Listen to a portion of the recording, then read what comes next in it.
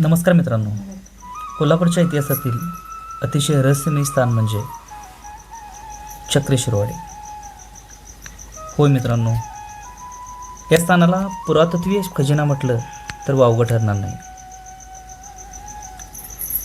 प्रथमतः इथे आपल्याला पाहायला मिळतं ते हे चक्रेश्वराचं 9व्या शतकातील पुरातन मंदिर.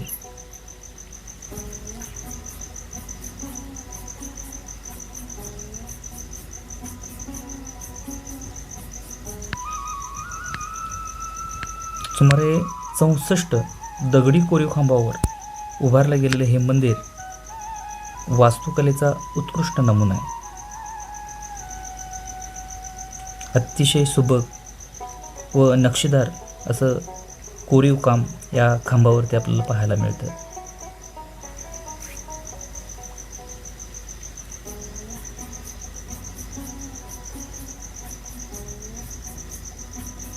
पुरातन महादेव मंदिर, चक्रेश्वरवाडी, तालुका राधानगरी. भारतामध्ये क्वचितच पाहायला मिळणारे एकाच मंडपात इथं 3 नंदी पाहायला मिळतात.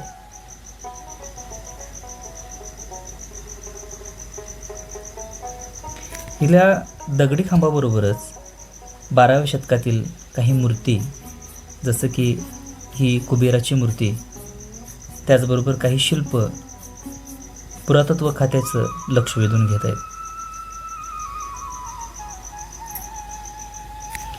असं म्हटलं जातं की भगवान विष्णूंनी सोडलेलं सुदर्शन चक्र इथंच थांबलं, म्हणून हे स्थान चक्रेश्वरवाडी.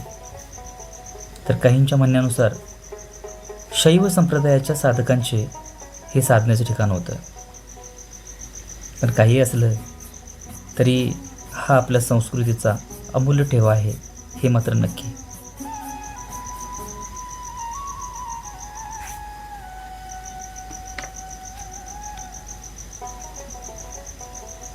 उपसभा मंडपात असणारी ही जी तुळजाभवानीची मूर्ती,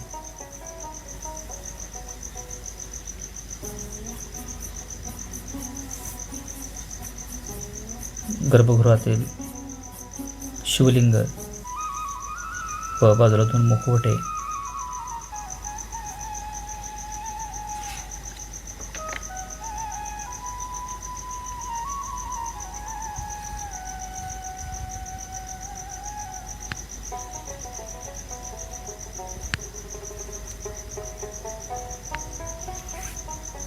ह्या आहेत यक्षिणी व योगिनींच्या मूर्त्या.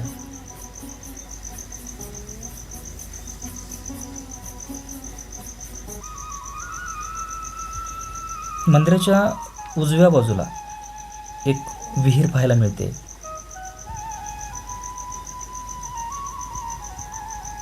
अतिशय सुंदर व निसर्गरम्य परिसर. ही पुरातन विहीर. या विहिरीच्याच बाजूला आपल्याला एक गुहा पाहायला मिळेल.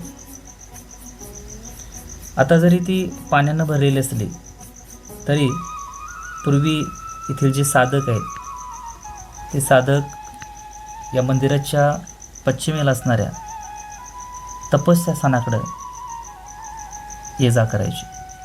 ही आहे मुखलिंगी शिवलिंग, भारतामध्ये अतिशय दुर्मिळ असणारी. फक्त 5 ते 6 ठिकाणी भारतामध्ये ही पाहायला मिळतात. चक्रेश्वरवाडी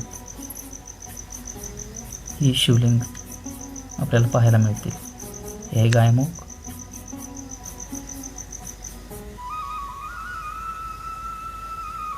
अतिशय निसर्गरम्य परिसर, तितकाच रहस्यमयी. या मंदिराकडे जाण्यासाठी आपल्याला कोल्हापूर गारगोटी तसंच कोल्हापूर राधानगरी रोडमार्गेही जाता येतं.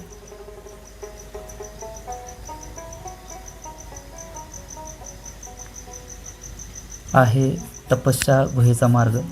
याबद्दल आपण एक स्वतंत्र व्हिडिओ बनवत आहोत. धन्यवाद.